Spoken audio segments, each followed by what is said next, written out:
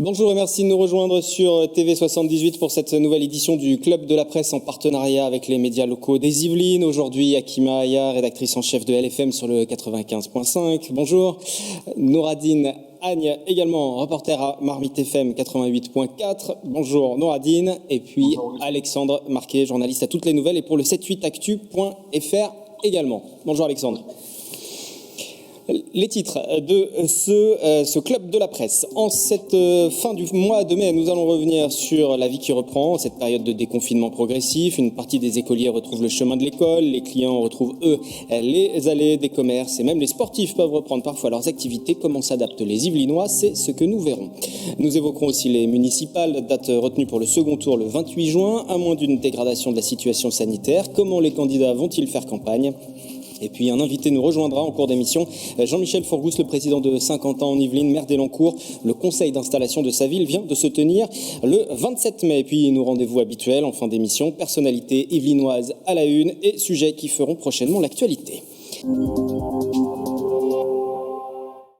À la une ce mois-ci, le déconfinement et la nouvelle vie qui va avec les uns et les autres. Je vais vous demander tout d'abord pour ce premier tour, non pas de table, mais de visio, comment s'adaptent vos territoires respectifs. Est-ce que la vie reprend progressivement ? On va commencer avec vous, Akima, pour LFM, dans le nord du département. Est-ce qu'un semblant de vie reprend ? Les écoles rouvrent, mais partiellement. Les terrains de sport, même chose. Est-ce que les habitants du nord du département s'y adaptent ? Eh bien oui, comme vous dites, je trouve que l'expression est assez bien choisie, un semblant de vie. Alors effectivement, on voit qu'on a récupéré la possibilité d'aller et venir. Aux abords des gares, les contrôles sont toujours très en vigueur. La police fait son nécessaire pour bien veiller à ce que chacun des voyageurs et des usagers soit muni de masques. Au niveau des commerces, ça reprend alors encore très doucement. On ne peut pas réellement parler de reprise pour l'instant. On comprend pourquoi. On est encore en situation d'urgence sanitaire. Et puis, on ne voit pas beaucoup d'enfants dans les rues. Voilà ce qu'on constate lors de nos déplacements et reportages. Donc, peut-être encore une prudence et une méfiance de la population. Nouradine, sur le secteur plus de Trappes où se situe Marmite FM, comment se passe la situation de reprise à l'école, par exemple ? Mais écoutez, alors l'école c'est compliqué parce que vous savez, la reprise qui s'est faite très progressivement et il y a beaucoup de parents qui ont été quelque peu refroidis par le protocole sanitaire et les conditions qui ont été mises en place pour justement permettre aux élèves de reprendre à l'école maternelle et élémentaire. Du coup, il y a des petits groupes qui ont repris. Il y a des chiffres quand même, sans forcément citer les écoles, mais il y a des écoles, par exemple, qui ont des effectifs en maternelle d'une centaine d'élèves, et sur ces centaines d'élèves, il y en a à peine une quinzaine qui a repris dans certaines écoles à Trappes. Donc c'est vrai que ça, c'est compliqué au niveau de l'organisation avec l'éducation nationale. Sinon, peut-être contrairement à ce que disait Akima, moi j'ai l'impression que la vie reprend plutôt assez anormalement. Nous on voit quelques enfants dans les rues quand même qui jouent par petits groupes. Voilà. Les parents essayent de garder un œil quand même pour essayer de faire respecter les distanciations physiques, même si c'est pas évidemment avec les enfants c'est très compliqué. C'est déjà compliqué à la maternelle avec des encadrements, alors quand ils sont à l'extérieur c'est encore plus compliqué. Voilà. Puis pour les commerces, ils reprennent également petit à petit. Les grandes surfaces c'est autre chose. On a les grandes surfaces comme Auchan, Saint-Quentin. Ou le Carrefour de Saint-Quentin, tout ça a tourné même pendant le confinement. Mais bon, pour les petits commerces, ça commence à rouvrir tranquillement. Et puis maintenant, c'est les restaurateurs qui commencent et les bars qui commencent à s'impatienter. Oui, qui attendent des annonces qui devraient arriver au moment où nous enregistrons cette émission. Il n'y a pas encore eu l'allocution du Premier ministre sur les nouvelles conditions de déconfinement, la phase 2, telle qu'elle a été annoncée, qui devrait intervenir à partir du 2 juin. Il y a certaines écoles, certains maires aussi qui ont fait le choix de ne pas du tout ouvrir. On va y revenir parce que c'est le cas notamment dans le nord du département. Est-ce que sur le département des Yvelines, autre sur Saint-Quentin en Yvelines, peut-être Alexandre, vous avez eu connaissance aussi d'écoles, de maires en tout cas, qui ont fait le choix de ne pas ouvrir. Alors on sait que même sur Saint-Quentin, il y a eu des décalages. Certains ont fait le choix dès le 14 mai, d'autres ont fait le 18, certains ça a été le 25. Chacun a joué un peu la carte du on ne sera pas prêt. Voilà. Et puis certains ont même ouvert leurs écoles avant de les refermer par précaution pour des suspicions de Covid, comme à Elancourt où il y a eu 4 écoles concernées. Et finalement, c'était des cas négatifs, mais la mairie avait préféré fermer les écoles pendant une semaine.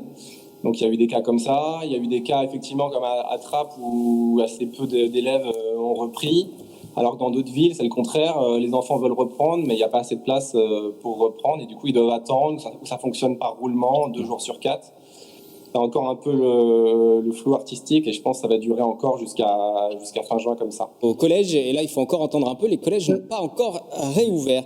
On parlait de ces maires qui ont fait le choix de ne pas ouvrir. Akima, c'est le cas notamment sur la ville de Limay. Absolument, sur Limay, justement, on a questionné le maire PCF sortant et Rouleau, qui est d'ailleurs candidat à sa réélection, pour savoir ce qui a motivé sa décision. Et d'ailleurs, on a un petit sonore qu'on peut écouter. On écoute ce son du maire de Limay. Nous avons réalisé un sondage avec l'Éducation nationale. Sur ce sondage, 80% ont indiqué qu'ils ne mettraient pas leur enfant à l'école le 12 mai. La première des raisons, c'est les conditions sanitaires du pays. Et l'Île-de-France reste en rouge. Tout le monde parle de déconfinement, mais on regarde aussi ce qui se passe dans d'autres régions, où il y a des foyers d'infection qui ressurgissent dans les écoles. On sait bien que les enfants y jouent, ils sont tactiles. On l'a même vu lorsque Macron a été à Poissy. Quand il est dans la classe, il y a des enfants qui se touchent. Tout ça, c'est des possibilités de transmettre le virus. Ils veulent privilégier, au détriment de la santé des enfants, la question de la relance de l'activité économique. Pour moi, c'est inacceptable. C'est moins important que la santé de nos enfants. Là, on a entendu l'incompréhension d'un maire qui ne souhaitait pas rouvrir son école. Est-ce que sur le terrain aussi, quelquefois, vous avez le sentiment qu'il y a une incompréhension, les lieux de culte aussi qui ont tardé à ouvrir. Finalement, il y a une décision qui a été imposée à l'État pour que les lieux de culte rouvrent. Mais pour autant, les responsables des cultes cultuels n'ont pas fait le choix de rouvrir. Enfin, c'est un peu un flou chaque fois entre on ouvre pas. Chacun fait un peu comme il l'entend. Ce que je vous disais tout à l'heure sur le flou artistique, c'est un peu le cas aussi pour l'activité économique. On voit par exemple certains centres comme Espace Saint-Quentin ou One Nation au Clé-sous-Bois ont réouvert, alors que d'autres comme Parly 2 ou Vélizy 2 n'ont pas réouvert. Et du coup, là-bas, les commerçants sont fous furieux. Parce qu'ils ne comprennent pas, ils disent qu'on peut très bien respecter des allées larges et des règles de distanciation aussi bien dans leur tente que dans les autres. Et pendant ce temps-là, c'est les autres centres qui en profitent, quoi. Ça fait le malheur des uns, fait le bonheur des autres. Oui, pour le coup, la fréquentation de ce centre. Ouais. Mais du coup, ça pose des problèmes de cohérence. Akima aussi. En tout cas, ce qui est ressorti, et pour compléter le sonore d'Éric Rouleau, du maire de Limay qu'on vient d'entendre, c'est un arrêté qui a été pris avant tout parce qu'il estimait que le protocole sanitaire était trop lourd, quasiment inapplicable. Et c'est ce qui a motivé certains maires dans les îles et dans d'autres régions par ailleurs, puisque à Mantes-la-Ville, ça a été le cas aussi, à Bréval aussi. Et puis, il y a peut-être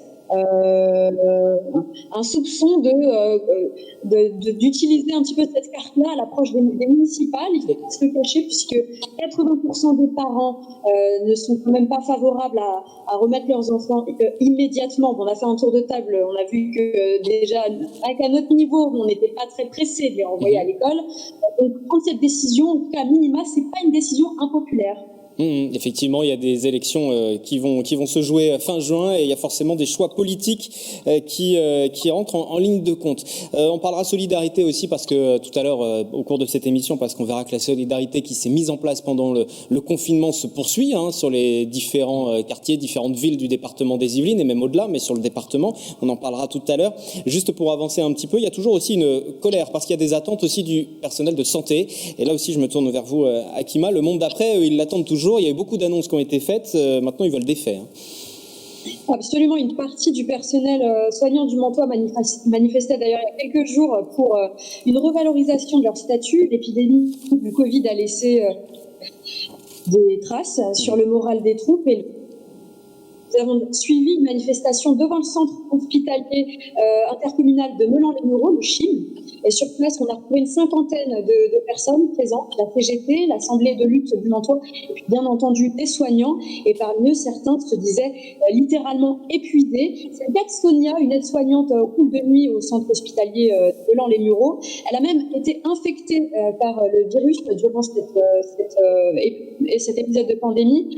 Elle témoigne sur les conditions de travail travail particulièrement difficile auquel ils ont dû faire face. Donc, écoutez également. On l'écoute.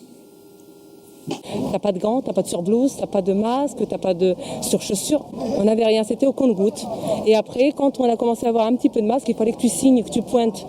Donc tu avais droit à 2 masques, mais si tu avais un patient qui te crache ou qui te tousse à la tête, bah, tu changes pas ton masque en gros. Mais là, on a des vies entre les mains et c'est pas des animaux, quoi. Et c'est pour ça aujourd'hui qu'on est dans la rue, c'est la santé du patient, la santé de l'usager et notre combat aujourd'hui. On veut une revalorisation de salaire qui sera prise en considération le jour de notre calcul pour notre retraite. Par rapport à la médaille, on n'en veut pas. On veut des lits, on veut des ouvertures de services, on veut des moyens humains, parce que là, on survit, on ne vit pas. Il faut savoir qu'avant cette crise du Covid, déjà le monde hospitalier, le personnel soignant avait déjà manifesté son mécontentement dans à peu près tous les sites hospitaliers du département. Ils souhaitaient tous avoir des moyens supplémentaires. C'était aussi le cas sur les secteurs de Trappes, de Versailles et autres. Vous la sentez encore cette colère, Nourdine Alexandre, du monde hospitalier ? Oui, bien sûr, Wilfried. Vous avez raison de préciser que cette colère, elle est là depuis de nombreux mois maintenant. Il y a des services d'urgence qui étaient en grève depuis sur toute l'année là, sur toute l'année dernière, même l'année passée en 2019. Et c'est vrai que c'est compliqué.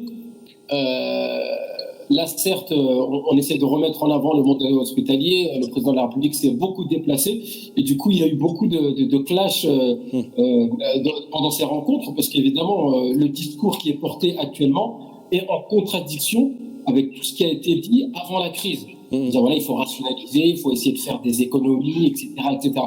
Tout ça, ça a beaucoup de mal à passer. Et c'est vrai que les soignants qui ont été en première ligne pendant cette crise du Covid, maintenant, ils attendent des décisions, des gestes concrets. En tout cas, la colère est toujours très présente, notamment dans les hôpitaux qu'il y a ici dans le coin. Si on peut ajouter dans les travailleurs, et puis on a le sentiment aussi. Il y a les pompiers. Alexandre et puis Akima ensuite, oui. Mais rapidement, oui. Si on peut parler aussi des travailleurs en première ligne en colère, il y a aussi les pompiers qui avaient suspendu leur grève durant le confinement. Et qui là reprennent à partir de cette semaine leur grève illimitée. Akima. Oui, je voulais simplement ajouter qu'on a le sentiment quand même que ce qu'ils espèrent, c'est que le rapport de force soit inversé par rapport à avant la pandémie du Covid. Et puis on l'a bien entendu, pas de prime, pas de médaille. Le discours est unanime. Là, c'est la revalorisation du statut et du salaire, et puis avec aussi un côté très ils ont beaucoup été réceptifs à l'élan de solidarité de la population, donc ils comptent sur ce soutien collectif maintenant pour renverser la vapeur. On va terminer cette première séquence d'émission. Notre invité Jean-Michel Forgouze, président de Saint-Quentin-en-Yvelines et puis maire d'Elancourt qui a été élu dès le premier tour, va nous rejoindre. Akima, merci beaucoup d'avoir participé à cette première séquence. On va juste écouter un dernier micro-trottoir que vous nous avez fait parvenir, qui justement va lancer cette discussion. Fallait-il ou non maintenir ce second tour et surtout l'organiser le 28 juin? Voici quelques réactions. Merci beaucoup Akima. Oui, parce que je trouve que dans la mesure où il y a eu un premier tour et que des maires ont déjà été élus, ça serait vraiment pas bien, en fin de compte, de repousser. Si le conseil scientifique a dit que c'est OK, il n'y a pas de raison. Non, pas du tout. Je trouve ça stupide de prendre autant de risques. Ils auraient dû patienter encore un peu. Je vois pas d'inconvénient. Le premier tour est fait, donc autant pas gâcher, quoi. Je suis d'accord avec rien. Moi, le premier tour, fallait le sauter. Et là, pour moi, il faut tout refaire. Le premier tour, c'est 0. Oui, tout à fait.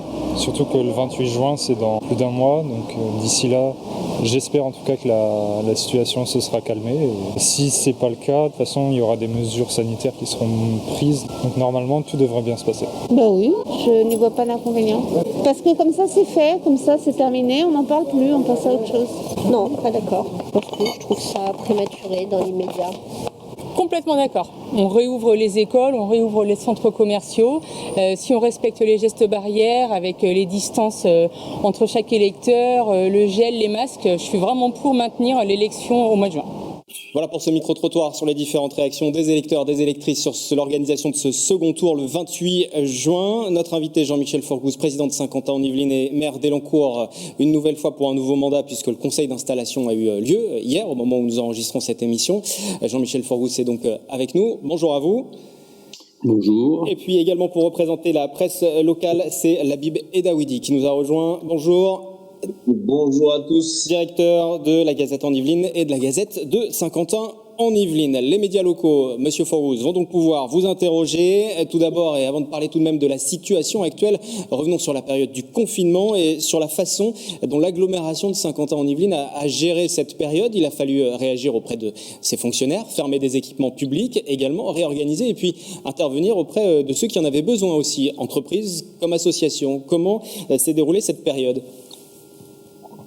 Eh bien, écoutez, c'est une surprise parce que vous m'auriez dit qu'on pourrait faire vivre 250 000 personnes confinées pendant plus de 50 jours, dont une quinzaine de pourcents travaillaient. Comme ça, sans incident majeur, j'aurais souri. Donc, bonne surprise, je veux dire. D'ailleurs, on peut aussi saluer là-dessus le sérieux de nos administrés, de respecter globalement des règles aussi contraignantes. C'est du jamais vu, moi j'ai jamais vécu ça, vous non plus d'ailleurs. Donc voilà, alors bien sûr l'agglo a bien fonctionné avec ses 12 maires, hein, parce que il y a eu tout de suite une cellule d'urgence qui s'est constituée, un point hebdomadaire par visioconférence très précis avec des votes par visioconf. Donc tout de suite on a sécurisé les réseaux d'eau, d'électricité, bien sûr, d'éclairage, les réseaux numériques. Ça a été les premières décisions de sécurisation. Ensuite, bien sûr, les forces de sécurité. Une très bonne coordination, il faut le dire, entre la police nationale et la police municipale pour les 12 communes. Donc, voilà, ensuite, bien entendu, le réseau sanitaire, qui a été aussi, il y a même eu un certain temps, parce que là, c'était une adaptation un petit peu, mais globalement, là-dessus, la région tout de suite nous a aidés aussi, au travers de Pécresse et son représentant, donc Othman Nasrou, et puis toute la chaîne alimentaire aussi qui a été, qu'on a dû immédiatement aussi sécuriser.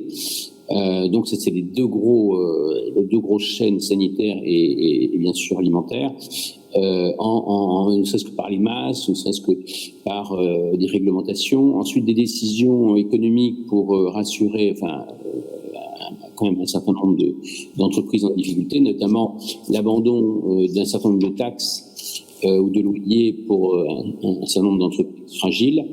Ensuite, des mesures, notamment avec la région, des mesures économiques assez fortes. Je crois que d'ailleurs sur le département, on pourra dire qu'il y aura eu plusieurs milliards qui sont ou qui sont en train d'arriver, qui sont quand même du jamais vu. Alors, est-ce que ça suffira, bien sûr, ou pas? Ça, c'est autre chose, mais c'est quand même assez remarquable. Donc, c'est une mesure proposée par la région auquel on quand même Pécresse et M. Nasrou qui ont été immédiatement, auquel on a adhéré immédiatement. Nous-mêmes, on a doublé tout de suite notre fonds de prêt d'honneur, qui est très opérationnel, c'est très court, et puis d'autres produits également avec le département, avec M. Pédier, donc tout ça est encadré par son conseiller M. Dainville. Donc, parce qu'en fait, on a M. Nasrou et M. Dainville qui travaillent à l'agglomération, bien sûr, avec nous, donc ça a été des très bons relais pour avoir une qualité de coordination région, département et les 12 maires. Justement, par rapport à cette question de coordination avec les différents maires, Nouradine, vous avez peut-être une question sur le fonctionnement par rapport à ça? Oui, justement, parce que vu que le second tour va se faire le 28 juin, si tout se passe bien, il y a peut-être une possibilité pour que cette date du 28 juin, par rapport à l'évolution sanitaire, ne puisse pas se faire. Mais comment vous allez faire pour gérer justement avec une situation un petit peu inédite où des maires ne sont pas encore élus officiellement, où certains sont en ballottage défavorable? Voilà, comment va se faire la gouvernance pendant toute cette période? Aujourd'hui, du premier tour, il y a 5 maires qui ont été élus sur Saint-Quentin en Yvelines. Effectivement. Vous savez, on s'est bien adapté à une situation de crise de cette intensité, à réouvrir des écoles dans des conditions très difficiles, à relancer les entreprises des transports avec les chaises de distanciation, je pense qu'on s'adaptera s'il y avait une nouvelle crise qui a différé cette date. Mais en fait, ça s'est pas trop mal passé. J'étais inquiet, vous avez raison de poser cette question, sur comment faire pour gérer les anciens et les nouveaux. Mais globalement, il n'y a pas eu d'échec majeur. Qu'on soit ancienne équipe ou nouvelle équipe, on n'a pas eu de difficultés. Et je tiens à le dire, c'est important de qualité des hommes qui ont participé à cette crise. Sur le plan pratique, on peut préciser qu'il y aura un conseil d'installation transitoire avec les nouveaux élus et puis les anciens qui vont siéger. Ce sera au cours du mois de juin. Et puis, dès l'élection du second tour organisée, il y aura un nouveau conseil d'installation. Pour les petites modalités pratiques, on communiquera les dates plus tard. Labib, vous souhaitiez intervenir pour les gazettes. Et puis après, Alexandre, peut-être sur les différents plans d'aide qui ont été mis en place ou qui seront mis en place. Président Bourgos, avant de parler des résultats des élections, parce que ça vaut le coup quand même qu'on ait votre analyse et votre vision sur l'ensemble de Saint-Quentin. J'entends toutes les mesures que vous avez mises en place, notamment sur le côté développement économique, etc. Mais les Français et les Saint-Quentinois notamment ont observé un manque de produits de base médicaux, un manque de masques, un manque de gel. On a vu dans cette gestion que depuis des années, on cherche ces aspects qui sont nécessaires et essentiels pour la santé de nos citoyens, ont été gérés en flux tendu. Est-ce qu'à l'avenir, quand on oublie, va avoir des réserves de masques, va avoir des réserves de produits essentiels pour lutter contre ce type d'épidémie? Alors écoutez, moi je vais vous donner un chiffre que vous n'avez peut-être pas, mais on commence à l'avoir nous, c'est qu'on a, bon bien sûr on attendait les 2 milliards de masques, pas uniquement pour nous, enfin sur la France, tous les Français l'attendaient, bon voilà, on les a pas eu, c'est sûr que c'était un choc, bon, surtout quand on était à quelques jours du déconfinement, là les maires dont je fais partie commençaient à paniquer. Et donc là, un certain nombre avaient fait des réserves, dont l'agglomération, en accord avec les 12 maires, voilà, on avait quand même une sécurité, chaque maire aussi dans sa mairie. Bon.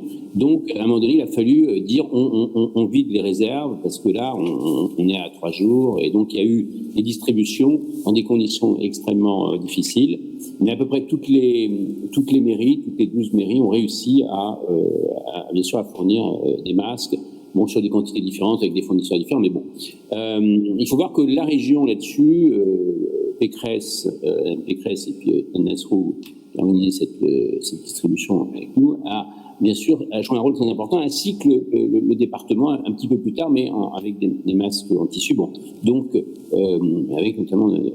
Dainville, mais ça a été très précieux. Sinon, effectivement, les maires commençaient à paniquer et avec la pression de leurs électeurs aussi, mais bon, le problème a été résolu. J'aurais préféré qu'il soit résolu par l'État. C'est pas la santé générale n'est pas la compétence de la communauté. Et bon, voilà. Deuxièmement, il y a les tests aussi. Alors bien sûr, les masques, le scandale. Je crois qu'il y aura des commissions d'enquête. Il y a au moins 2 commissions d'enquête qui sont déjà demandées.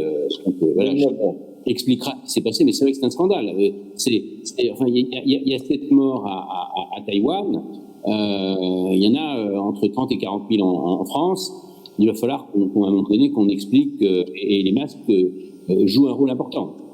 Donc ça, les tests. Président, vous parlez du gouvernement. Est-ce que dans cette crise, on n'a pas vu la limite aujourd'hui du macronisme? Vous savez, moi, je suis un homme de terrain. Alors, Monsieur Macron est tout sauf un homme de terrain. Il n'a jamais été élu de sa vie en dehors d'être président de la République. C'est vrai que je ne m'attendais pas à ce type de fonctionnement dans un pays démocratique. Mais cela dit, bon, écoutez, il est président, voilà. Mais la prochaine fois, on demande à ce que, quand même, un président ait au moins une expérience d'élu. C'est pas possible. Une chef d'entreprise, c'est pas. On peut pas. Et puis, cette espèce de culture administrative qui s'ajoute à chaque mandat. Regardez les entreprises de pharmacie qui nous disent bien que les produits, pour lancer un produit en France, c'est plus compliqué. Donc les brevets vont peut-être sur le vaccin vont peut-être être déposés dans d'autres pays parce que pour tester un produit, c'est trop long en France, il y a trop de contraintes, il y a trop d'administration. Vous vous rendez compte? Enfin, faudra profiter de cette crise sur les masques pour changer le système. Et il y aura de toute façon une crise politique, on le sait très bien, et il y aura derrière une crise institutionnelle. Donc de toute façon, ce sera l'occasion de revoir tous ces process, de nombre d'étages et décisions. Voilà, il faut simplifier tout ça, voilà, et le plus vite possible. Voilà, la Bible peut-être passer la Bible, je sais pas si vous m'entendez bien, parce que la connexion ne marche pas toujours très bien. Je voudrais juste quand même pour avancer un peu qu'on entende aussi Alexandre Marquet qui voulait intervenir aussi sur les différents plans d'aide à l'échelle de Saint-Quentin-en-Yvelines, les choses qui vont se mettre en place ou qui ont été mises en place. Alexandre. Oui, vous parliez d'accompagnement des entreprises et je voulais savoir s'il y avait un plan d'aide qui était prévu pour les salles culturelles de Saint-Quentin-en-Yvelines qui risquent de se retrouver aussi en grande souffrance dans les mois à venir, notamment à la rentrée. Est-ce que les spectateurs vont revenir ou pas, ce genre de choses? Écoutez, en tout cas, bon, ça commence par les médiathèques. On a un gros secteur de médiathèques donc, qui ont été fermés, mais il y avait un service, donc une médiathèque qui fonctionnait, d'accord. Mais maintenant, il est question de les réouvrir. Donc voilà. Alors, on attend encore un certain nombre d'arbitrages. Hein. Bon, mais les salles, après les salles de spectacle, a priori, mais ce sont des décisions nationales. Honnêtement, ça ne dépend pas de nous. Vous me posez tout à l'heure la question sur les masques. On a réussi à donner plus d'1 million de masques quasiment sur Saint-Quentin en dehors de l'État. Mais là, on est donc on a court-circuité un petit peu les règles, on n'a pas le choix. Mais là, pour réouvrir une salle, si c'est 5000 personnes, si c'est 1000 personnes, si c'est 50 personnes, là, on attend les directives vraiment de l'État. Mais on souhaite réouvrir parce qu'on voit bien que le secteur culturel est un des plus touchés. C'est le secteur de la restauration, c'est le secteur de l'événementiel, c'est le secteur de la culture. Là. Donc il faut bien sûr réouvrir ça. Mais attention, la santé est prioritaire. Tout le monde, même si on a des poussées, nos commerçants, c'est normal. Mais attention, la santé reste prioritaire. Moi, si quelqu'un peut me dire que le virus il est parti en vacances, soi-disant en Amérique du Sud, ce qui n'est pas sympathique pour nos collègues de l'autre côté. Mais si c'est vrai, écoutez, on en tire des enseignements. Mais actuellement, il faut un peu plus de statut scientifique. En tout cas, nous, on est prudents. On suit là-dessus, sur le sujet, les directives. Et puis, concernant les transports, on voit que dans certaines villes, il y a des pistes cyclables temporaires qui se mettent en place. Je voulais savoir si c'était quelque chose qui était envisagé à Saint-Quentin-en-Yvelines. Alors, je vous rappelle que sur Saint-Quentin, on a quand même plus de 400 km de pistes cyclables. On est en train de les améliorer et surtout de les rapprocher des gares. C'est-à-dire que la connexion avec les gares soit plus opérationnelle. Donc, c'est ce qui est en cours sur Saint-Quentin, avec le soutien d'ailleurs de la région, donc Pécresse et M. Nasrou. Voilà, je ne peux pas vous donner une date précise, mais c'est en cours et on pousse. Alors, je vous prends un exemple. Par exemple, il y aura une piste cyclable au nord au nord de l'île de Loisir, qui rejoindra donc la quai de Saint-Pierre qui alimente la partie avec plaisir, pour rejoindre la gare de Montigny, ce qui est quand même assez exceptionnel. Mais et il y en a d'autres en voie. Donc gros plan.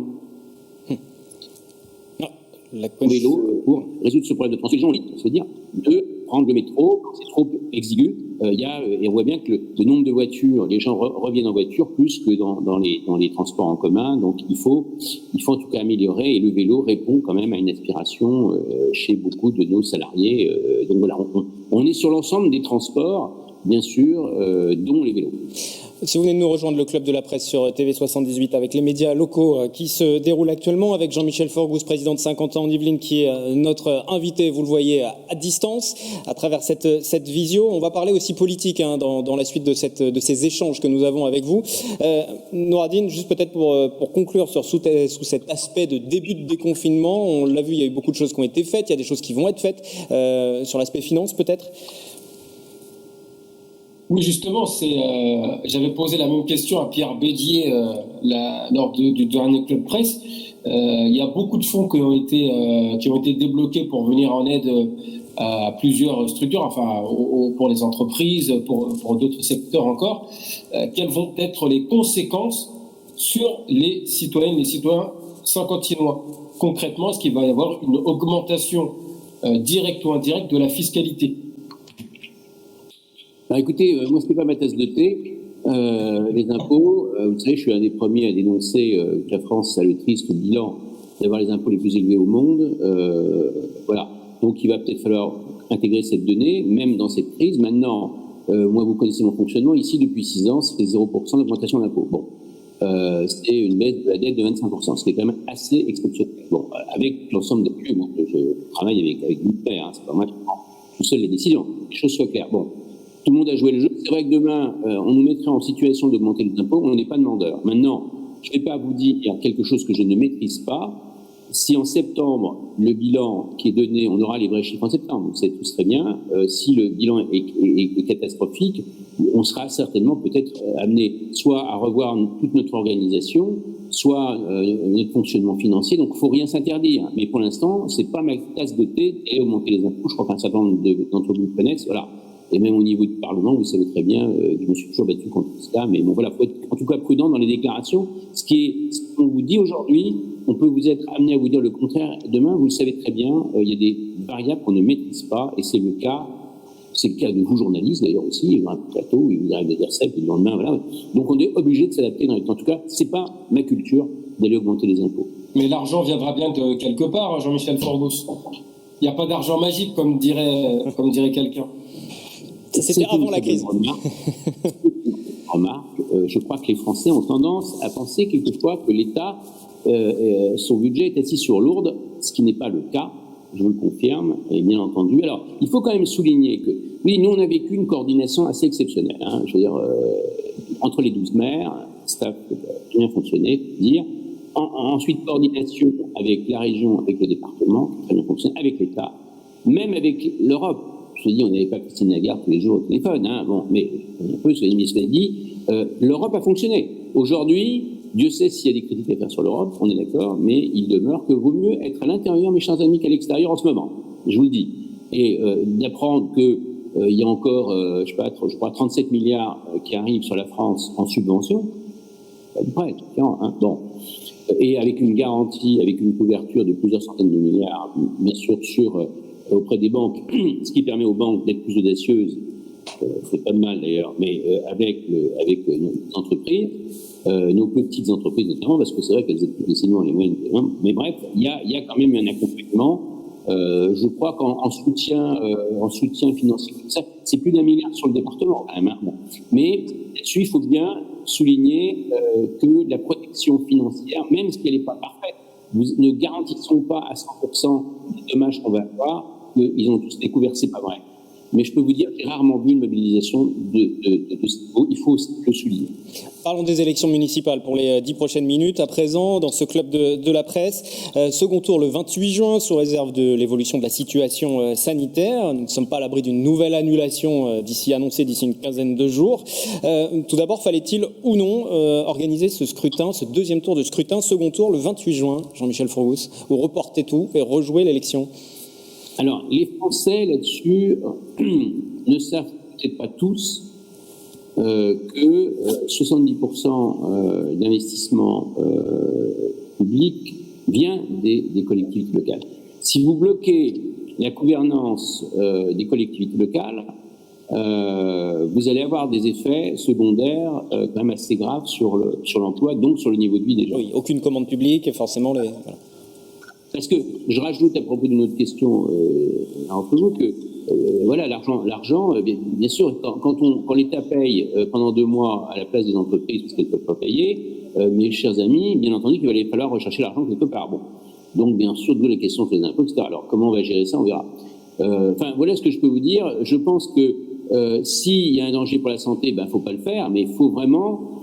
moi, j'ai vécu une expérience à Elancourt, j'ouvre les écoles, hop, en 2 jours, 6 alertes Covid. Alors, 2 profs, 2 élèves et 2 membres du personnel de l'Amérique. Bon. Donc, on déclenche le plan, on ferme l'école, je peux vous dire, on prévient tous les parents, et pendant 48 heures, hop, on envoie tout le monde se faire tester. Bon. Réponse, sur les 6 qui ont déclenché, donc ce qui déclenche quand même la paralysie de près de 4 écoles, 6 tests négatifs. Bon, donc, alors, je veux pas du tout rassurer quiconque, hein, parce que pas qu'on se dise, tu sais ça, bah, les gars, on enlève les masques et boum, on sort et on va faire la fête avec les copains. Mais voilà, moi, pour l'instant, c'est une décision médicale. Là, vraiment, moi, tout le monde s'y soumettra. Je ne suis pas, pour l'instant, je pense qu'on visiblement, il y a eu beaucoup d'ailleurs de commentaires erronés, je pense, sur la première élection. C'est qu'il n'y a pas des gens particulièrement qui ont attrapé le Covid parce qu'ils sont allés voter. Il n'y a pas d'études sérieuses qui disent ça. Maintenant, peut-être que s'il y a une très forte remontée, bien sûr, violente, il faudra les différer. Mais pour l'instant, ce n'est pas le cas. Il va falloir faire campagne, malgré tout, Alexandre, et puis la Bible ensuite qui interviendra. Alexandre, il faudra faire campagne et forcément, ce sera différent. Oui, j'aurais aimé savoir si, selon vous, il y aura une prime aux maires sortants qui ont dû gérer la crise pendant 2 mois. Est-ce que vous pensez, du coup, qu'ils vont avoir un avantage lors de ce deuxième tour ? Bien sûr que les maires sortants ont un avantage. Surtout dans une crise sanitaire qui fait peur. Qui vous rend irrationnel, bien sûr. L'image du maire, l'institution, en plus coordonnée, ils ont vu, il y a une bonne coordination entre eux, l'agglo, le département, la région. Bien sûr que ça impressionne et le maire est celui est l'interlocuteur final. Il a quand même une puissance dans cette crise inédite. Bien entendu que c'est un avantage, c'est vrai. La Bible ? Oui, Président Fogos, fin d'année dernière, on a vu un certain nombre de gens de la droite qui fricotaient plutôt avec La République En Marche. Cette élection n'a quelque part prouvé que La République En Marche ne pèse pas autant que ça et qu'on revient dans un clivage traditionnel droite-gauche ou plutôt je serais tenté de dire, en tout cas cette élection le démontre, on est arrivé à une certaine omniprésence de la droite dans les îles. Écoutez, on sait que sur 259 communes dans les Yvelines, il y en a une seule qui a été gagnée par En Marche, je crois. Bien sûr que je pense que ce parti n'arrive pas à structurer son électorat ou un parti. Donc voilà, moi-même à Elancourt, la candidate En Marche fait 750 voix et la candidate En Marche aux législatives faisait 3500 voix. Donc c'est une perte de 80% des voix. C'est quand même assez surprenant. Moi, je perds 15% parce que forcément, il y a moins une abstention. Mais je dirais que voilà, il est certain qu'il y a un problème, on va pas se le cacher, avec En Marche. Mais bon, voilà, écoutez, en tout cas, il est en cours à Saint-Quentin, on travaille tous ensemble. Ici, pour l'instant, il n'y a pas d'extrémisme. Je trouve que ça dure d'ailleurs. Il y a une entente, vraiment, chacun a joué sa partition, respectant l'organisation, respectant l'ensemble des partenaires. Moi, je veux dire, j'étais impressionné, ainsi que par le comportement des administrés qui, dans cette crise, ont été quand même assez positivement surprenants. Mais les équilibres politiques présidents n'ont absolument pas évolué. C'est-à-dire qu'en réalité, on se projette et on regarde un peu dans les ballottages du second tour ce qui reste encore à élire. On voit bien qu'en réalité, on va revenir quasiment sur un équilibre semblable à celui que vous avez actuellement. Alors sur Saint-Quentin-en-Yvelines, quelques précisions. Il y a 5 communes où le maire a été élu dès le premier tour. Il en reste encore quelques-unes. Il y a des situations plus incertaines que d'autres. On peut citer la ville de Trappes, par exemple, ou encore Villepreux, où le maire sortant s'était représenté, son adjointe aussi, et qui ne sont pas arrivés dans de bonnes positions. Ils sont en ballottage plutôt défavorable. Ou encore les Clés-sous-Bois, où la maire sortante a même changé de candidat, visiblement sur le soutien qu'elle apportait, qui aujourd'hui se tourne plutôt vers Philippe Guiguen. Vers la droite traditionnelle. Oui, je pense que... mais c'est vrai, globalement, pour le département, je ne parlais pas du plan français, je n'ai pas trop suffisamment pression là-dessus, mais sur le département, on voit bien qu'il y a une stabilisation, une stabilité, d'une part des maires sortants, d'autre part des équilibres gauche-droite. Bien sûr, En Marche, je ne veux pas dire qu'il disparaît, exagérer, mais il est clair que voilà, c'est clair. Alors maintenant, sur les 12 communes de Saint-Quentin, bien sûr, on voit bien que la majorité est stabilisée aussi. Il y a une majorité de droite, de tendance centre-droite qui est quand même assez fermée. Les Clés, je pense que M. Guiguen, a priori, doit se gagner, donc puisqu'il a reçu maintenant, enfin, pour nous, le soutien de son maire sortira pas. Donc je pense que la situation est assez clarifiée. Les autres communes, bon, il y a un peu de mystère sur Villepreux, je suis d'accord. À plaisir, je pense que ça ne veut pas non plus changer de majorité. Idem, je dirais, sur Guyancourt. Je crois qu'on est en situation aussi. Oui, c'est un ballottage plutôt favorable. Oui, donc je ne crois pas qu'il y ait de grosses surprises. Donc, Ah oui, alors donc Trappes, là, c'est le grand mystère. Le maire sortant lui est arrivé 3e à l'issue du premier tour. Là, je dirais, oui, mais en même temps, vous avez une sorte de monsieur Nasrou qui a déjà rassemblé une autre liste, hein, c'est une liste d'union maintenant. Avec Mustapha Larbaoui avant le premier tour. Oui. Là, dire sur sa liste, c'est mignon, parce qu'il y a plus de gens de gauche que de gens de droite. Bah écoutez, très bien, voilà. Donc c'est vraiment une liste d'union. Alors, il y a un rapprochement aussi, il y a quand même une proximité assez forte avec l'équipe de Malandin, de Guy Malandin. Voilà, mais je peux pas vous dire exactement, je dirais, comment ça va se passer, parce que l'électorat de monsieur, alors bien sûr monsieur Rabet, bon quand même c'est l'extrême gauche, hein, c'est pas se leurrer, hein, donc c'est un peu là c'est la tendance la plus extrémiste pour nous, hein, sur l'ensemble des 12 communes, voilà. Mais je pense qu'il y a un rassemblement assez large, gauche centre, gauche droite, sur les compétences qui se présentent à Trappes. Donc on verra. Hein, vous savez, moi je suis comme vous observateur. Idem sur la Verrière, c'est deux grands points d'interrogation que nous avons bien sûr sur. Nouradine, pour le secteur de Trappes où se trouve Marmite FM, pardon, vous souhaitez peut-être intervenir sur cette campagne et le déroulement de la campagne? Oui, et puis plus globalement, c'est vrai que sur ce premier tour à Trappes, il y a quand même un élément qui a pesé et qui a pesé également sur les autres élections, je pense. Hein. C'est le problème de l'abstention. C'est un chiffre très important. Je vais prendre l'exemple de Monsieur Fourgousse, puisqu'il est avec nous, puisque c'est notre invité. Il a été élu donc avec 56,93% des voix. Ce qui représente 3388 voix. Alors qu'en 2014, il avait été élu avec 55,11%, avec 9137 voix.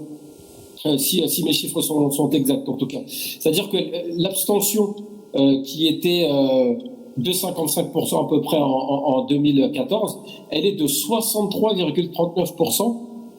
Pour cette élection de 2020. Du coup, on pourrait se poser une question de est-ce que cette crise a vraiment faussé ces élections, même dès le premier tour? Évidemment, les maires qui ont été élus au premier tour vont me dire, ah bah non, pas du tout, c'est une élection, donc il y a pas de souci. Les gens ont été appelés à voter, mais est-ce qu'il y a des gens qui n'ont clairement pas été votés parce qu'ils ont eu peur de cette crise du Covid? Donc voilà, c'est une question globale qu'on peut se poser sur la légitimité de toutes ces élections, y compris le premier tour. Oui, écoutez, tous les candidats ont l'impression que quand ils regardent leurs résultats, qu'ils ne trouvent pas assez bons, ils se disent, les gens qui ne sont pas allés voter, ce sont nos électeurs. Bon, ce qui n'est pas normal. Maintenant, écoutez, moi, à Elancourt, je crois, j'ai dû faire 4000 voix aux législatives, et j'en ai fait 3004, je crois, au municipal, avec cette abstention. Donc, j'ai perdu 15% des voix, un truc comme ça. En Marche, on a perdu 3% en même temps. Et bon, simplement, je pense que le soutien est resté quand même massif et assez clair vers les élus sortants. Moi, c'est tout ce que je peux vous dire. C'est ce qu'on peut tirer. Maintenant, l'abstention, si vous pouvez me dire, il y a peut-être des études là-dessus, hein, à quoi correspond cette abstention, je crois que... mais moi, je vous le dis, j'ai vu que les seniors, en général, les seniors sont très légitimistes. Ils votent pour le maire sortant, quelles que soient vos qualités. Bon, alors, je pense que j'ai un bon bilan, mais c'est dit, chacun doit le penser aussi. Mais c'est aussi, on a l'impression que c'est d'avoir été touché parce que ce sont les seniors, les gens de plus de 75 ans qui ont beaucoup hésité à aller voter, vous le savez très bien. Bon. Donc, ça aussi, bien sûr, desservi sur ce côté-là aussi, bien entendu, les sortants. Donc, c'est difficile. Je dis ça, monsieur Fourgousse, parce qu'en 2017, la droite notamment avait beaucoup remis en cause l'élection d'Emmanuel Macron, en disant que l'abstention avait été très forte, et en disant est-ce que la légitimité était bel et bien présente pour un président qui avait aussi mal été élus. Hein. Ça, je reprends les propos, par exemple, de Christian Jacob ou d'autres encore qui avaient dit ça à cette époque. Écoutez, le problème de En Marche, vous connaissez, à l'Assemblée nationale, on voit régulièrement des députés qui quittent En Marche, etc. Bon, on voit maintenant un groupe carrément, 19 députés, on voit un Premier ministre qui pense plus, on se dit, est-ce qu'il pense plutôt à sa ville du Havre? Bon, il a raison. Hein. Après, il y a le ministre du budget qui veut être maintenant ministre et maire, sinon... Non, on sent bien qu'il y a des choses un peu compliquées, on a des choses comme ça. Et puis bon, il y a une crise successive. Bon, même les collaborateurs, on voit bien qu'il y a, je pense qu'on n'évitera pas une crise politique et une crise institutionnelle derrière. Bon, mais c'est les deux. Voilà, réfléchissons bien sur nos communes et la Bible pour 50 ans de vie. Pour les gazettes, et puis Alexandre, un dernier mot peut-être après, rapidement, la Bible. Oui, Président Fogo, je voudrais juste revenir un instant sur Trappes. Parce que globalement, le seul maire d'une ville qui fait plus de 20 000 habitants arrivé 3e dans les Yvelines, c'est Trappes. Donc c'est M. Malandin. Et vous avez évoqué précédemment que votre souhait, quelque part, mais vous ne l'avez pas dit en ces termes, était peut-être une fusion entre la liste de Malandin-Nasrou. Un, est-ce que vous y croyez? Et deux, est-ce que vous pensez que ce rapprochement peut éventuellement battre Ali Rabet au second tour? Oui, mais ce rapprochement, s'il y a un rapprochement, il va M. Ali Rabet, parce qu'on pense que M. Rabet a fait le maximum. Une sorte de front, comme on dit, républicain, qui existe entre les équipes de M. Malandin et l'équipe de M. Nasrou et de Moustapha Al-Arbaoui. Sont des gens modérés, sont des gens qui ont des vraies compétences, qui ont vraiment, pour certains, déposé des brevets, monté des entreprises. Enfin, c'est pas le même monde. M. Rabet, c'est un monde hyper politique, très... Même avec une culture d'une violence dans les élections qui n'a pas forcément sa place. Cela dit, maintenant, la démocratie, on l'assume. Bon, malheureusement, les candidats sont pas là. Les candidats trappistes sont pas là pour se défendre, donc c'est difficile de parler d'eux. Ils sont pas là pour pouvoir se défendre. Mais je vois mal un rassemblement. Peut-être qu'ils sont un petit peu proches. Surtout que la liste Al-Arbaoui, Othman Nasrou, voilà, c'est une liste qui rassemble des gens de droite et également des gens de gauche ou des gens même de collectifs citoyens. Donc effectivement, sur le fond, il pourrait y avoir un rapprochement, mais je vois mal, pour moi, c'est encore un peu de la science-fiction d'avoir vraiment une liste d'union Guy Malandin avec Othman Nasrou pour battre Rabet. Ça reste un peu de la science-fiction pour moi. Alexandre, une toute dernière question. Oui, une dernière question sur l'agglomération. Si les équilibres restent les mêmes, on imagine que vous représenterez à la présidence de 50 ans en Yvelines. Comment vous envisagez un éventuel deuxième mandat, avec notamment l'organisation des Jeux Olympiques de 2024 ? Bon, écoutez, un certain nombre de maires ou de maires pressentis pour le second tour m'ont déjà fait passer des messages très sympathiques, on va dire ça comme ça. Donc, globalement, il y a ici, Saint-Quentin reste un laboratoire d'innovation assez extraordinaire. Encore qu'on va prendre un sujet, mais il ne faut pas vous leurrer. En septembre, mes chers amis, on va avoir des surprises financières quand même. Et voilà. Et nous aussi, même si Saint-Quentin a quelques atouts, on va quand même se le prendre, ce tsunami. Hein. Bon, on s'y prépare d'ailleurs. Bon, donc voilà. Alors maintenant, les grandes lignes, c'est améliorer la qualité de vie des Français en général, parce que les choses qu'on fait souvent aussi en France, et qu'on améliore la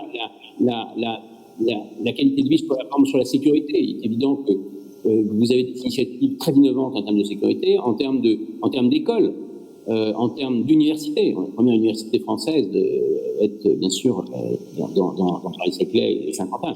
Les transports du futur qui sont bien sûr les Jeux Olympiques, il y a des choses, la santé de demain, il y a des expériences qui ont été faites d'ailleurs avec le numérique pendant la période de confinement. Voilà, donc vous voyez, mais même sécurité déjà, santé, éducation, transport, vous voyez, avec des projets d'innovation, et puis soutenir nos entreprises, bien entendu, que ce soit Bouygues, Thales, Airbus, Renault. Alors bien entendu, le gros problème, mes chers amis, bien entendu, c'est les deux gros secteurs stratégiques, les plus stratégiques industriellement en France, que sont l'aéronautique et le centre-ville. Puis là, on a un problème.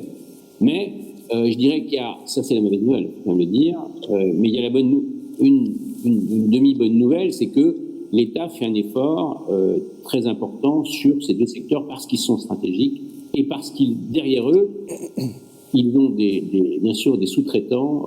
Si vous laissez tomber une filière comme ça, mais là, je peux vous dire, les dégâts peuvent être très importants. Donc, on voit que l'État est particulièrement au chevet, entre guillemets, de ces deux entreprises qui vivent un moment difficile. Voilà ce que je peux vous dire. Donc, nous, bien sûr, on est dans cet environnement, on est très proche de l'entreprise, vous le savez, de l'emploi et des emplois en plus, de plus en plus à forte valeur ajoutée, de culture numérique, etc. Bon, on reste dans ce projet avec une intensification, mais une adaptation à la crise qu'on aura dès septembre. On vous tiendra au courant, bien sûr, quand on aura tous les chiffres. Merci Jean-Michel Forgouze, président de Saint-Quentin-en-Yvelines, maire d'Elancourt, d'avoir été avec nous, d'avoir participé à ce club de la presse. Merci également à Labib et Dawidi qui nous avaient rejoints pour cette séquence. Nous allons poursuivre ce club de la presse avec nos rubriques habituelles, personnalité du mois et également bientôt à la une.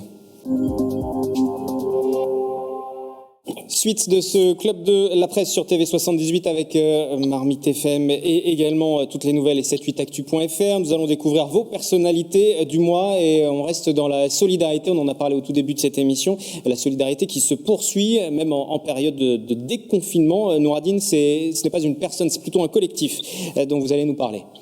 Oui, effectivement, Wilfried. Vous savez, dans ce contexte de confinement, on a entendu beaucoup de choses, notamment sur les jeunes dits de banlieue. Voilà, j'aime pas trop cette expression, mais voilà, c'est comme ça qu'on les appelle. Eh bien, il y a un petit groupe de jeunes là, d'une dizaine de jeunes du quartier Jean Massé. Ils ont entre 15 et 20 ans, qui dès le début du confinement ont proposé leur aide, notamment à une association qui s'appelle l'Association des Mamans du Cœur, pour aider dans les maraudes, dans la distribution de colis alimentaires. Et ces jeunes se sont organisés, et ils sont presque devenus indépendants. Et puis, voilà, je voulais leur rendre leur faire un petit clin d'œil. Des petits jeunes là, ils sont une petite quinzaine, et puis ils ont réussi à mobiliser des jeunes d'autres villes de Saint-Quentin-en-Yvelines et un peu plus loin même, pour réussir justement toutes ces distributions alimentaires. Ils sont allés dans les hôtels sociaux, ils sont allés dans un camp de Rome notamment qui est à Saint-Quentin. Donc voilà, c'était pour leur faire un petit clin d'œil. Alors il y a tellement d'associations, tellement de personnes qui ont fait des choses pendant ce confinement. Je pense, je sais pas, à l'association au Mali Les Moulous, il y a également l'association Sikaya. À Trappes, il y a beaucoup d'initiatives et voilà qui montrent aussi que dans ces quartiers populaires, il y a beaucoup plus de choses positives que des choses négatives qu'on met souvent en avant dans certains médias. Et Alexandre, même chose du côté de Plaisir, un collectif aussi qui poursuit son action, l'association. Oui, je voulais rendre hommage aux bénévoles qui continuent leurs actions de solidarité malgré le déconfinement. Parce qu'il y en a beaucoup qui continuent leurs actions en se rendant compte qu'il y a encore beaucoup de démunis. Donc c'est le cas par exemple du collectif Plaisir d'entraide. Eux, il est mené par deux femmes, Claudine Metz et Aïssa Ali. Et depuis 2 mois, donc ils ont confectionné et donné plus de 1600 masques en tissu à des plaisirois. C'était pas payant, mais en échange, ils demandent aux habitants de leur donner des denrées alimentaires. Et avec ces denrées alimentaires, ils réalisent des repas qu'ils offrent aux plus démunis. Et comme ça, ils ont fait plus de 600 repas qu'ils ont offerts aux habitants. Et ils continuent leurs actions et ils envisagent même peut-être de se monter en association reconnue à terme. Voilà, c'est ça le monde d'après, plus solidaire. En tout cas, il n'y a pas que des initiatives politiques ou d'entreprises. On le voit, les citoyens, les uns et les autres, se sont mobilisés sur les différents territoires à travers les 2 exemples que vous avez cités. Notre dernière séquence d'émission à présent, bientôt à la une. Bientôt à la une, les sujets traités par vos médias locaux dans les prochains jours. Avant de passer la parole à mes confrères, un mot de la programmation de LFM. Sa rédactrice en chef était avec nous en début d'émission. LFM va proposer tout au long de la semaine du 1er juin une ode aux mamans, des portraits diffusés à la veille de la fête des mères du 7 juin. Rendez-vous chaque jour entre midi et 13h pour l'émission La Pause Actu, pour découvrir des mamans célibataires, des mamans d'enfants malades, des mamans adolescentes aussi, des mamans en foyer ou encore des mamans carriériste, c'est sur le 95.5 FM et puis aussi à retrouver sur lfm-radio.com. Nouradine, de votre côté, prochainement à la une sur Marmite, le handicap à l'école en période de crise sanitaire. Alors j'en profite, puisque vous venez de parler, Wilfried, de la fête des mamans. Je fais un bisou à ma mère. Oui, on va tous faire un bisou à nos mamans. Voilà. En avant, puisqu'il n'y aura pas de club de la presse avant le 7 juin. C'est vrai, voilà. Profitons-en. Bisous maman, bonne fête, longue vie, beaucoup de bonheur. Voilà, donc je vais faire, et puis j'en profite pour tous les mamans, toutes les mamans de France et de Navarre. Cette parenthèse est enfermée. Oui, effectivement, on va parler du handicap. Vous avez certainement entendu, Wilfried et Alexandre, ces soucis qui étaient rencontrés par certains parents qui ont des enfants porteurs de handicap pour leur faire reprendre l'école, avec notamment dans les écoles maternelles et élémentaires, avec des justifications qui étaient un petit peu limites parfois, en disant que c'était peut-être plus compliqué de faire respecter des gestes barrières à des enfants porteurs de handicap. Voilà, donc on va parler spécifiquement d'autisme d'ailleurs avec la directrice du CESAD EDRA qui est à Noisy-le-Roi, et voilà, qui nous expliquera ce qui s'est passé notamment à Elancourt. Il y a une unité d'enseignement maternel autisme là-bas. Voilà, elle nous expliquera comment ça s'est passé. Et puis on parlera aussi un petit peu de politique. C'est ce qui va se passer chez vous également, Wilfried, et puis chez notre collègue, notre confrère Alexandre. On va parler des municipales, parce que ça va être reparti. Nous, à Trappes, ça va être chaud dans les semaines à venir. Ouais. Surtout avec une élection qui va se faire sans vraiment pouvoir avoir de contact direct, en tout cas, avec les électeurs. Donc, il va falloir innover. C'est une élection qui va être intéressante à Trappes, mais aussi dans les villes qui il y a aussi la Verrière. Vous l'avez dit tout à l'heure, et puis les autres villes de Saint-Quentin-en-Yvelines. Oui, forcément la campagne municipale qui sera aussi à suivre sur TV78. On va essayer de réinventer les façons d'organiser des débats aussi. Distanciation et contexte sanitaire l'oblige, donc sans doute aurons-nous des débats par visio si chacun des candidats veut bien se prêter au jeu. Nous aurons l'occasion d'en reparler. Ça va être compliqué, non ? Ça risque d'être un peu compliqué. Il faut espérer que les connexions soient plutôt bonnes. Alexandre, de votre côté presse écrite pour toutes les nouvelles 78actu.fr, on parlera d'économie avec SkyWest notamment, le centre commercial. Oui, la nouvelle est tombée ce lundi. Le centre commercial qui est en souffrance depuis des années et qui appartenait à Merson, qui est aussi propriétaire de l'espace Saint-Quentin situé juste à côté, vient d'être acheté par un autre groupe qui s'appelle la Société des Grands Magasins, qui est propriétaire de 6 centres commerciaux dans toute la France, notamment dans le nord, vers Lille. Et donc, ils viennent de racheter le centre. Et ils sont positionnés ils restent sur le même positionnement. Ils veulent faire un centre dédié à la culture et aux loisirs, tout en développant l'offre alimentaire. Donc on verra ce que ce sera plus en détail. Pour l'instant, ils n'ont pas encore donné trop de détails, parce que le rachat vient de se faire.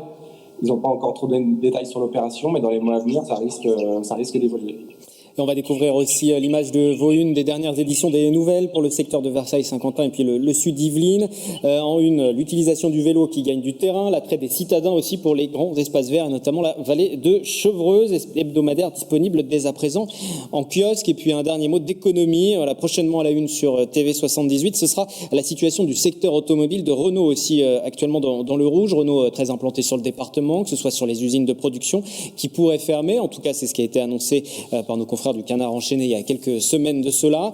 Puis il y a aussi le technocentre et là la recherche, en tout cas c'est ce qui a été annoncé sur les premières pistes.